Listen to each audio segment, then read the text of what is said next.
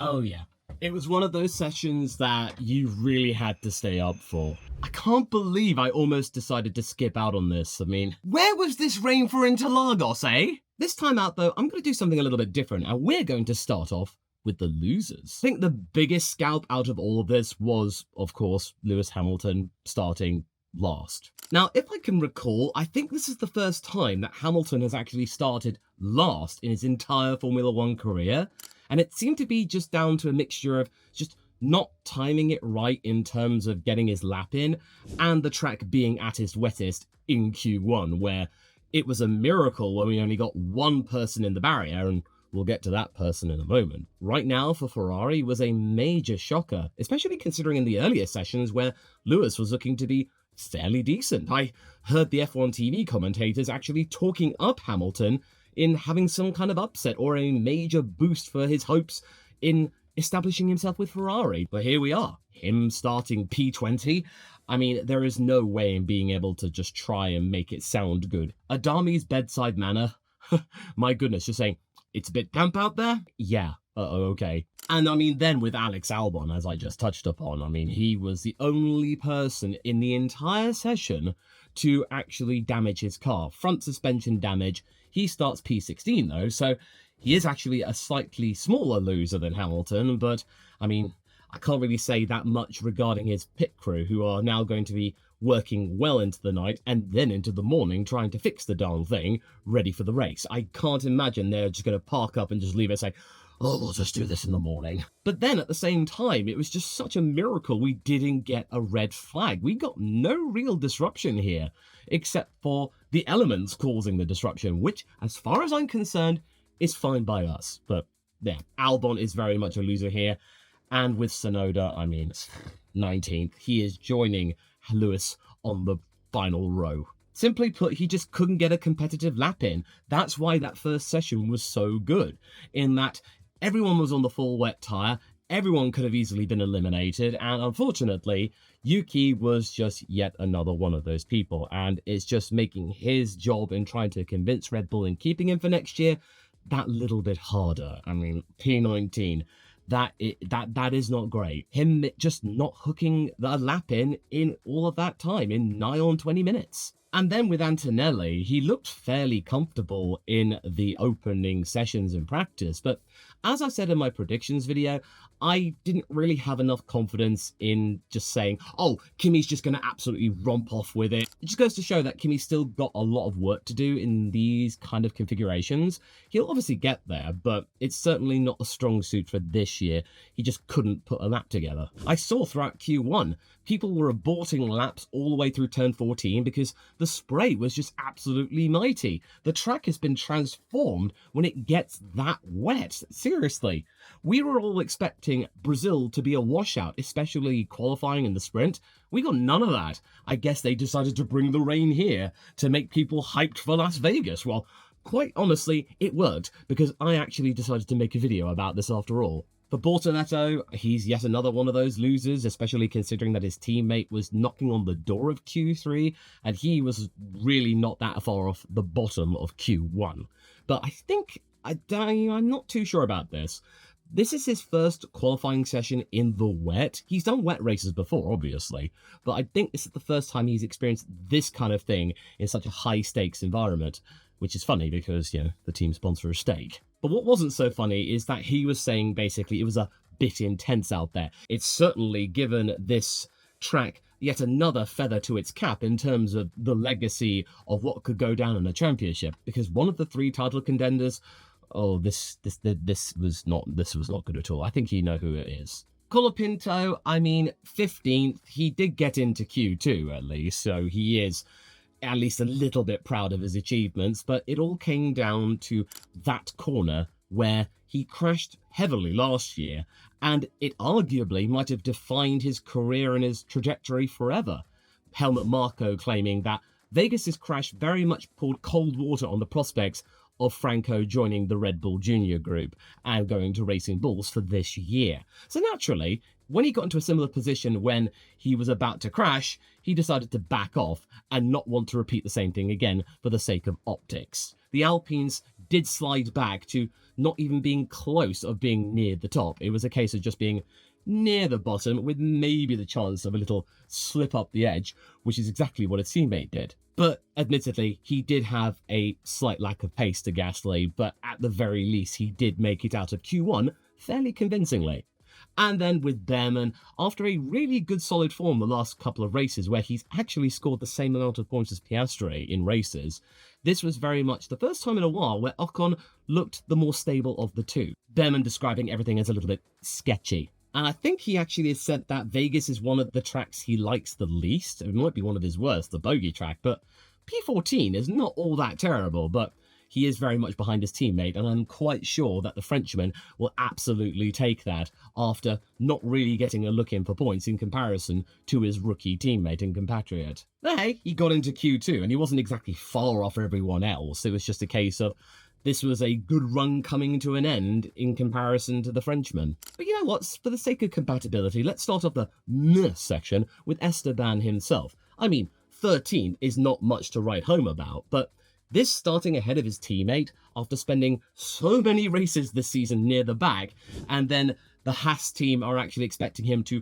run the hard tyre, go long, we hope for a safety car. You're some sort of barometer in terms of gauging what kind of conditions and strategies we do. With him now starting ahead of Behrman, this might give him the opportunity to clap back and say, hey, you do the same thing for Oliver this time, okay? Maybe allow me to be leading the team for points? Because I think he very much needs this for his own psyche. I don't believe there were any reports of traffic or impeding. I think even though the Haas looked fairly decent in mixed conditions, it was a case of many midfield teams actually managing to turn things up. You can easily reflect from the results that many teams had one driver really right up there, and then there was another driver who definitely fell short, except for the likes of Racing Bulls, who were relatively close to one another, but we will get to them in the winners section. Then Lance Stroll, and I'm going to be fairly easy on him because he did seem like a guinea pig for Aston Martin. He was some sort of sacrificial lamb in order to allow Fernando Alonso to get into Q3, because he went out on the intermediate tyres in Q2 and he qualified 12th, which is pretty good considering that I think Aston Martin were really not hoping for anything this time out. Only being a couple of places off the points, that's not the worst.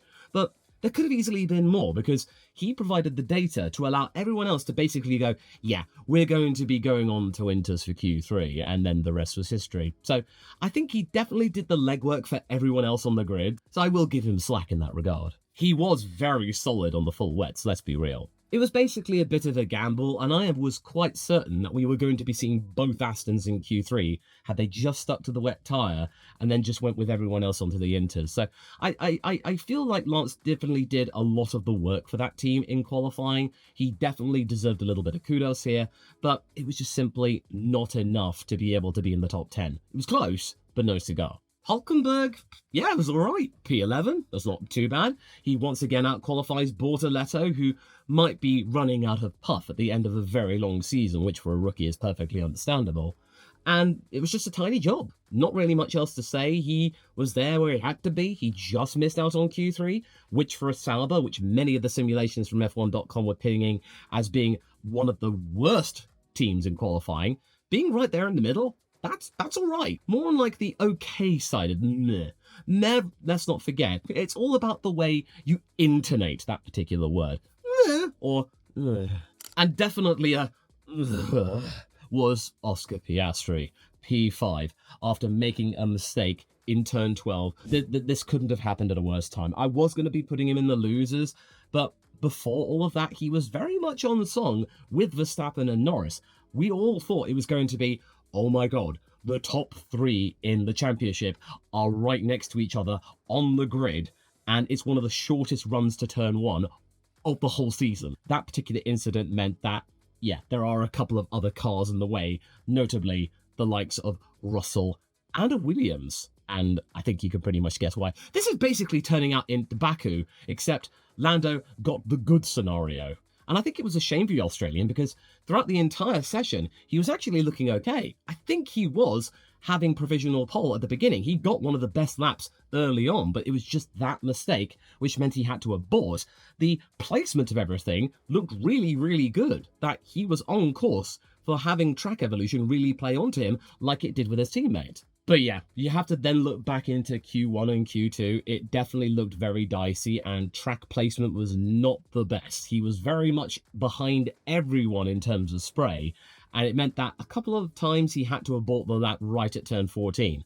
But at least he didn't put it in the barrier, that's something. And then there's Charles Leclerc. Yeah, he made it into Q3, P9, but that's not exactly spectacular now, is it? Yeah, he very much eclipsed his more experienced teammate, but I think this is something that he really would be disappointed with, considering that he really does enjoy this track, and he just about props up the top 10. That is not great for Ferrari, who are really trying to cling on to the hope of maybe surviving in P3 in the Constructors, whereas Mercedes, I think they're going to lock out second. I mean, with Verstappen leading the charge, I think they could be contenders for third. This is a very critical time for Ferrari in terms of their own psyche and their hopes and dreams, and fourth place is very much staring in them at the face at the moment, with them maybe only salvaging a couple of points. It's all to do for him now, but at the very least, I think they might try something bold in terms of strategy. Pit stops, we all remember, Ferrari are very much the cream of the crop in terms of good pit stops, or at least not making as many mistakes. But okay, we'll get on to the winners now, and we'll just start off with Pierre Gasly. P10, not really much else to say. He was right there when he needed to be. He eclipsed his teammate, which is now starting to recoup some dignity.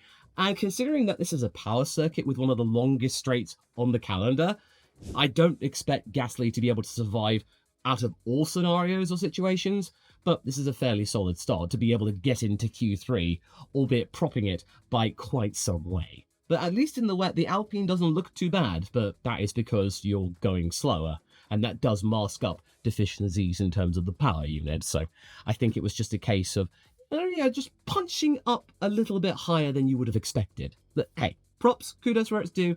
Another Q3 appearance for the Frenchman, and he outqualified his old teammate Ocon, so I'm pretty sure he'll be happy about that. I would then say George. George seemed like a bit of a winner. He very much eclipsed his teammate after 2 races where the young Italian looked the more composed of the two and was bringing in headline results. Russell was able to restore the order with a fairly decent Q1, Q2, but Q3, that seemed to run out of puff. We are not seeing in this sort of greasy condition similar feats that we saw last year when Mercedes absolutely dominated. They are right up there. He's on the second row. So that means anything can happen. A podium is still on the cards. But it's certainly going to be a tall order to try and beat Verstappen and Norris, especially Norris, who, okay, we'll get to him in a moment, but he pulled out that right lap at the right moment to really crush the dreams of any Australian fans. Then Fernando Alonso, I think he very much has to owe his placement in Q3 to his teammate Stroll in actually trying to find the data in what to do in terms of the inter tyres, and Fernando choosing to not do that, or the team not choosing to put him on the inters as well. Instead, they went with the wet tyre, and that was enough for him to get into Q3, and his teammate did not. Ultimately, P7 on the road. No major mistakes reported. Aston frankly exceeded expectations, but unfortunately for the Canadian, it was the Spaniard who was the headline act in Las Vegas. So this is certainly a very solid situation, but this might not be enough to cling on to the hopes of P6 in the Constructors, simply for the fact that both racing bulls were right there, and he is the meat of the Faenza sandwich, or the Faenza focaccia. Look at that. Lawson and Hadjar. Lawson P6, Hadjar P8. This is fantastic for the midfield operation. Yet again, both of them get into qualifying, and the Kiwi has done exactly what he needed to do to try and survive into next year. Beat Hadjar, thwomp Tsunoda. Mission complete already. I think points are very much on the cards. The mechanical grip on that car, the V-Carbo 2, definitely a nice little addition in these conditions and on this track. And really, both of them were just really good in the wet. They were really impressive. Hadjar consistently bringing in the lap times. I saw him at the top of it quite a few times throughout the entire hour and a bit. So you really got to give that young Frenchman his due as well. This was yet another solid performance. And for Lawson, this is all part of his comeback story. And even though there are many contingents of the fandom that still don't get on with Lawson, he has very much changed his ways. He has very much embedded himself within the culture of that team. And even if he doesn't get a chance of going back up to the senior team, he can at least have some kind of place with Racing Bulls for a little bit longer. And then, okay, Carlos Sainz, P3, he's right up there like he was in Azerbaijan. I mean, this just happened at the right moment, and this was another chance for him to show that, hey, he can actually figure around Albon and actually stretch out the gap in terms of the qualifying head-to-head. It's Carlos now ahead of Alex by a factor of, I think, 12 to 10. He actually had really solid pace. He was consistently some sort of pole position threat, and he had provisional pole for at least a moment, for a few seconds, before then it was taken by one of the more conventional candidates for that particular role. I mean, yeah, this is exactly what Williams needed to do, considering that many people tout Williams to actually bring home the bacon at this particular circuit, like they were the first time we came to this circuit. Unfortunately, Albon isn't there with him to try and come up with some sort of double points finish after apparently too much speaking. This was yet another case of Williams, operationally speaking, in terms of the pit wall, just not doing the business. Whereas it's up to the drivers to do the business, and Carlos was the one to do it. P3, this is yet another good result for Williams and their American investors, Doralton Capital. I think they'll be very happy with this, and reflects what we really want Williams to do. I think we all want this. We all know that this is going to be one of Williams' best circuits, and even though their place in the constructors is not a threat, we certainly would like to maybe them lock it out maybe at this particular track and just correct the mistakes of the past eras at this track. And then, you know what, I may as well just do the front row together. Lando Norris on pole, very convincingly. He pulled that lap out of the bag right at the moment as Oscar Piastri made his mistake in the middle sector. He just went bam, bam, bam, thank you very much. Let's completely blast away the myths of McLaren sucking at this track. After spending no time at all in previous seasons anywhere near the top 5, what do they get? Pole. And Zach Brown, he's like, yeah! He was just building up temperature time and time again. He was just doing everything he needed to do. And then he just completely blasted everyone's hopes and dreams. Except maybe Max Verstappen, who joins him on the front row in second place. He at least has an opportunity to get Norris off the line if Norris does actually go back into history and not have the greatest of starts, and then dictate the pace. It really depends on what the strategy is going to be for tomorrow, but that front row, that is still a very juicy prospect. It's probably going to be dry, still relatively cold. I'm just really excited for this coming race, and even though Piastri is 5th place, there could be opportunities for him to maybe get past Russell, maybe get past Sainz, but it's not looking good. This wasn't exactly ideal for anyone who's a Piastri fan. My boy, this couldn't have happened at a worse time. I'm going to be honest here.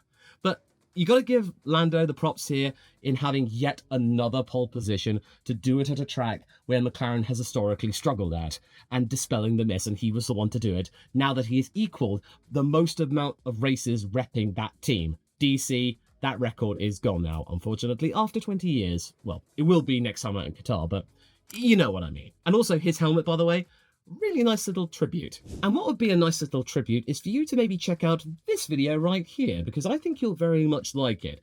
Normal service will resume tomorrow. I'll see you over there. I'll see you around.